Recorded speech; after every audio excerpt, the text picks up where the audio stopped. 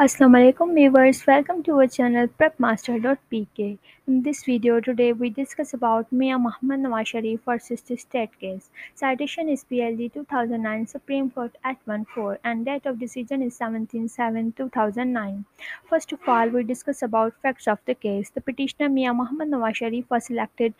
Prime Minister of Pakistan in the year 1996. इसमें petitioner मियां मोहम्मद नवाज शरीफ हैं जो कि सेकंड टाइम एज अपॉइंट होते हैं as elected prime minister of Pakistan और उस टाइम उनके पास एडिशनल प्रोफाइलो भी होता है मिनिस्टर ऑफ डिफेंस का।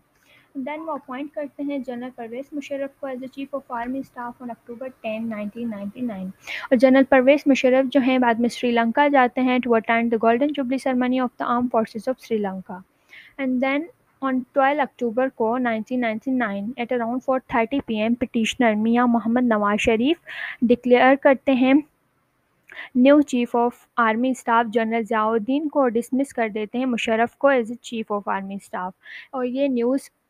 उस टाइम पूरे इलेक्ट्रॉनिक मीडिया पे फ्लैश कर रही होती है और हमारे कंट्री में जो है इमरजेंसी सिचुएशन हो जाती है and around that time Pervez Musharraf जो हैं जनरल परवेज़ मुशर्रफ श्रीलंका से पाकिस्तान वापस आ रहे होते हैं और वो PK 805 फ़्लाइट नंबर PI की उसमें मौजूद होते हैं एंड देन उनकी फ़्लाइट का जो शेड्यूल होता है वो होता है कि कायद-ए-आज़म इंटरनेशनल एयरपोर्ट पे ये लैंड करेगी flight at 6:55 PM. But after the announcement of the change and while the aircraft was still in air, the information was received at the Prime Minister House. Prime Minister House में ये information receive होती है कि aircraft still in air होता है और ये information receive होती है पिटिशनर जनरल मियां मोहम्मद नवाज शरीफ को कि पाकिस्तान आर्मी ने जो है इम्पॉर्टेंट जो प्रेमिसेस हैं उनको टेक ओवर कर लिया और इमरजेंसी की सिचुएशन है कंट्री में because as a reaction to the change in the leadership of the army and Musharraf return to the country and the petitioner ordered that the flight PK 805 should not be permitted to land at Karachi. अब इसमें जो है order देते हैं जो prime minister है मियां मोहम्मद नवाज शरीफ के अलो नहीं किया जाए फ़्लाइट PK 805 को लैंड करने से कराची एयरपोर्ट पे और पिटिशनर के ऑर्डर जब दिया जाता है पिटिशनर का ऑर्डर तो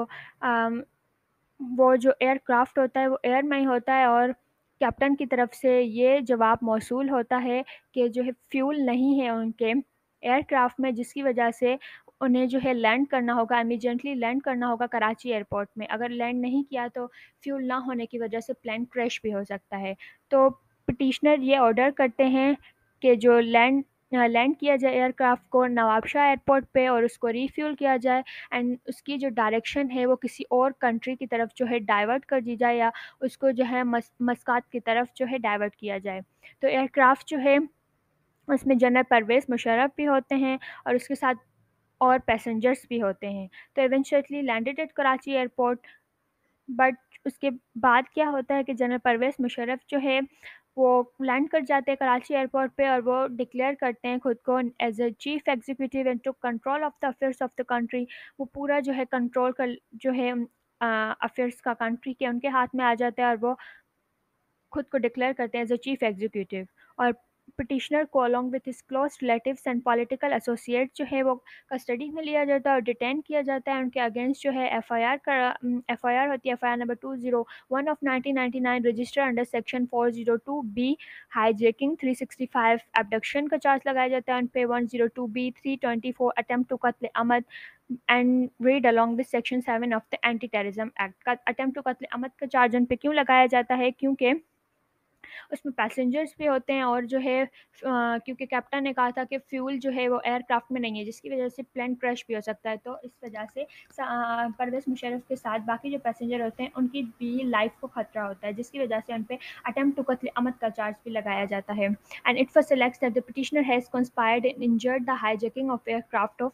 फ़्लाइट PK 805 कि उन्होंने जो है हाईजैकिंग का ऑफेंस कमिट किया है पिटिशनर ने हाईजैकिंग का ऑफेंस कमिट किया है the aircraft of the flight PK 805 उसके बाद हम डिसीजन देखेंगे ट्रायल कोर्ट का जो पिटिशनर मियां मोहम्मद नवाज शरीफ है उनके अगेंस्ट ट्रायल चलता है ट्रायल कोर्ट में एंटी टेररिज्म कोर्ट में और जज जो है एंटी टेररिज्म कोर्ट के वो कन्विक्ट करते हैं मियां मोहम्मद नवाज शरीफ को उन्हें सज़ा सुनाई जाती है अंडर सेक्शन 402B PPC जो उन्होंने ऑफेंस कमिट किया था related to the hijacking to undergo rigorous imprisonment for life and with fine of ₹5 lakh in case of default of the payment। तो उन्हें मज़ीद जो है 5 साल की rigorous imprisonment जो है वो दी जाएगी। और उसके बाद under section 7 clause 2 of the anti terrorism act 1997 and sentence to suffer imprisonment for life and with fine of ₹5 lakh, इसमें भी वही in case of default of the payment तो उन्हें रेगरस इम्प्राइजमेंट दी जाएगी फर्दर 5 ईयर की, और उनकी पूरी जो प्रॉपर्टी है वो जब्त कर दी जाएगी।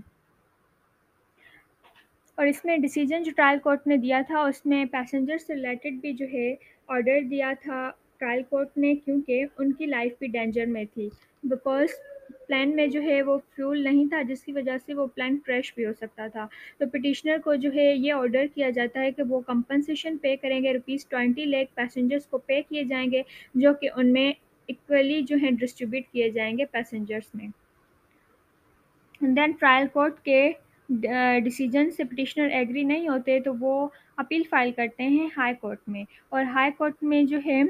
Against the decision of the trial court जब अपील फाइल की जाती है तो full bench Sindh high court की वो अपील सुनती है, और इसमें जो 2 ऑनरेबल मेंबर्स होते हैं बेंच के वो मेंटेन रखते हैं कन्विक्शन को पिटिशनर की, लेकिन उसमें मॉडिफिकेशन की जाती है सेंटेंस में, क्योंकि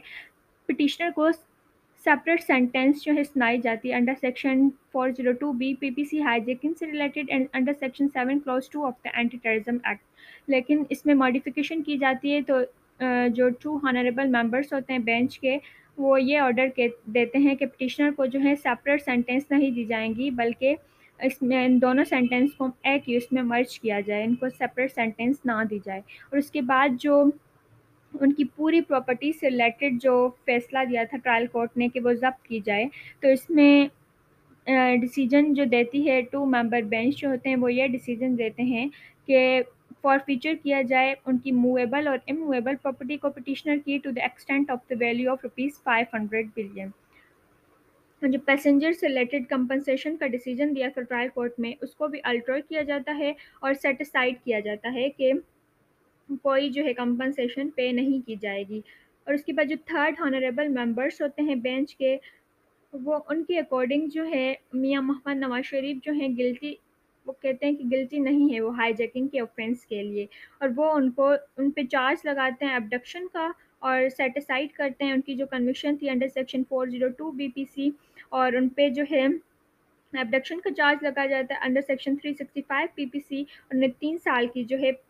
इम्प्राइजमेंट दी जाती है विद फाइन ऑफ ₹500 मिलियन। और इसके बाद ये फाइनल डिसीजन होता है और वो शॉर्ट ऑर्डर जो हैं जारी करती है सिंध हाई कोर्ट, और 1 ईयर के बाद उनकी डिटेल जजमेंट आनी होती है। लेकिन इसी जो है इशू हम देखते हैं अब इस केस में मेन इशू क्या थे। मेन इशू इसमें ये था whether the petitioner was guilty of committing the offence of hijacking as defined in section 402A PPC punished under section 402B PPC। Main issue इस केस में क्या है ये हमने देख लिया। अब हम देखेंगे जो हमने डिस्कस किए पीछे भी सेक्शंस डिस्कस किए और यहाँ मेन इशू में भी वो सेक्शंस डिस्कस किए गए हैं। सेक्शन 402A PPC और 402B PPC हमें किसके बारे में बताते हैं। 402A B PPC ए और बी पीपीसी हमें हाईजैकिंग और पनिशमेंट फॉर हाईजैकिंग से रिलेटेड बताते हैं। 402A hijacking whoever unlawful by the use or show of force or by threats of any kind seizes or exercise control of an aircraft is said to commit hijacking। अब ये हमें पता चल गया कि 402 हमें बताता है कि कोई भी बंदा अनलॉफुली या किसी थ्रेट के ज़रिए या कोई फोर्स यूज़ करके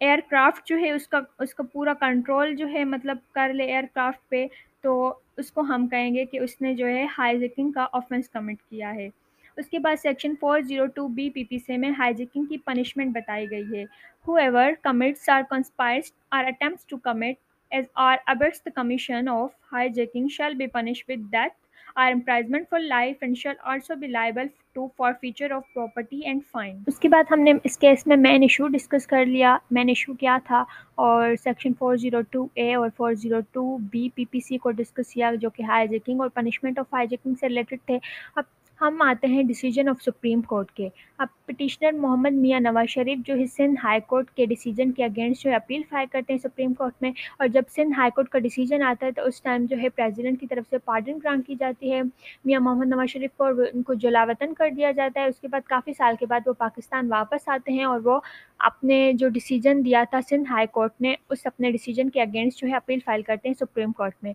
और सुप्रीम कोर्ट फाइनल डिसीजन ये देती है कि वो सेटिसाइड कर देती है सारी जो कन्विक्शंस और सेंटेंस जो पिटिशनर के अगेंस्ट थे, और अक्यूट करती है सुप्रीम कोर्ट मियां मोहम्मद नवाज शरीफ को, क्योंकि कोर्ट के अकॉर्डिंग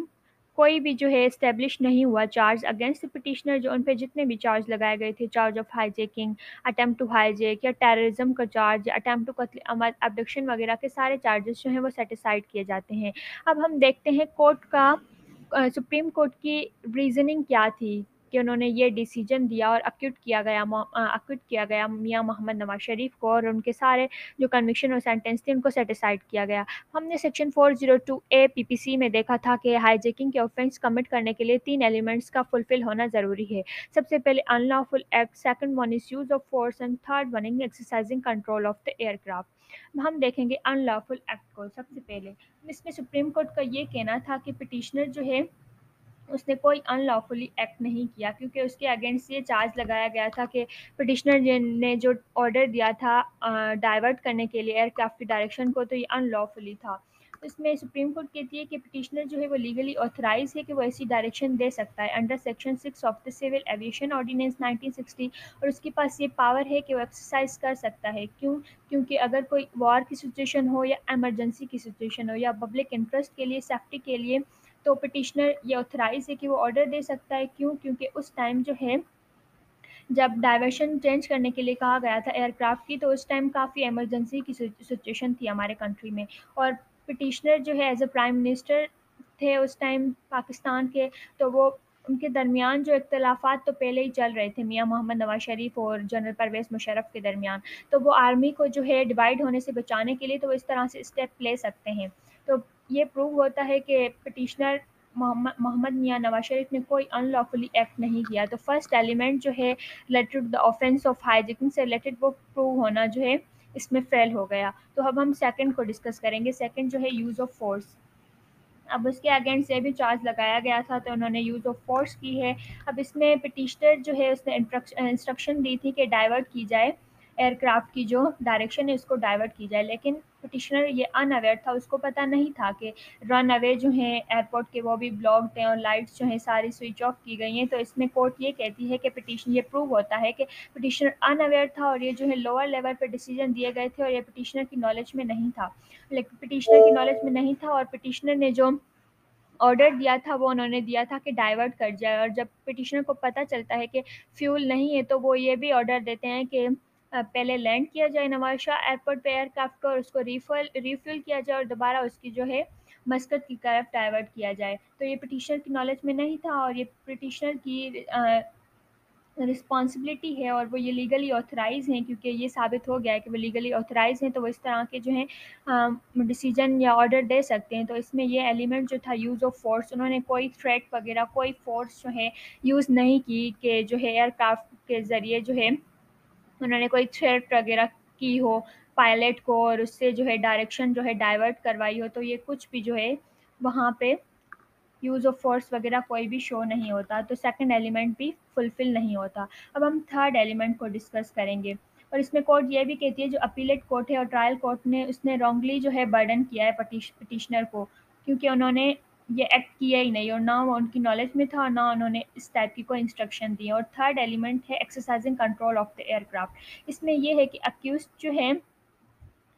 उस पर ये चार्ज लगाया जाता है कि द अक्यूज हैज सीज्ड और exercising control of the aircraft. लेकिन इसमें ये प्रूव होता है कि कोर्ट जो है सुप्रीम कोर्ट एक केस को रेफ़र करती है कि शाह सवार वर्सेस द स्टेट 2000 का केस है सुप्रीम कोर्ट का। तो इसमें जो है ऑफेंस ऑफ हाईजैकिंग कमिट करने के लिए जो ऑफेंडर होता है उसका जो है जो हाईजैकर होता है उसका उस एयरक्राफ्ट में होना ज़रूरी है। और इसमें ये केस इसलिए कोर्ट रेफ़र करती है क्योंकि उस टाइम जो है वो जो हाईजैकर्स होते हैं वो पिस्टल रख के कैप्टन के जो है कैप्टन के सर पे पिस्टल रख के उससे जो है वो डाइवर्ट करवाते हैं।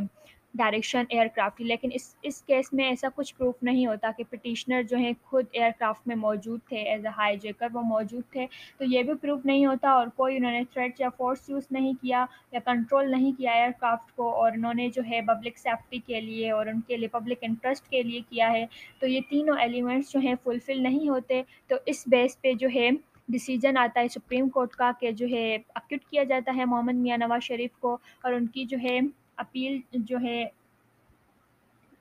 उनकी अपील जो है अलो की जाती है, और सारे जो हैं वो डिसमिस किए जाते हैं, कन्विक्शंस वगैरह, और सेट असाइड की जाते हैं जो भी पिटिशनर को जो है अक्यूट किया गया था। Thanks for watching. Subscribe our channel and don't forget to click on bell icon to get more updates.